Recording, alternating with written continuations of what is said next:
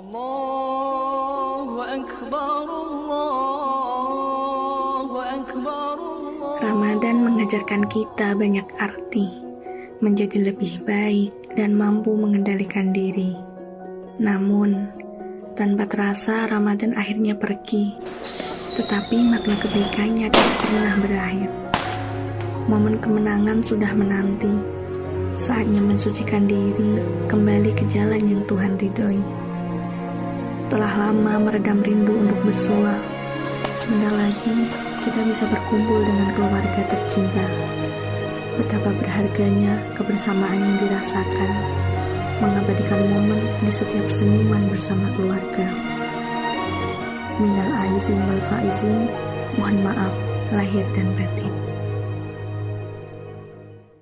Selamat Hari Raya Idul Fitri 1445 Hijriah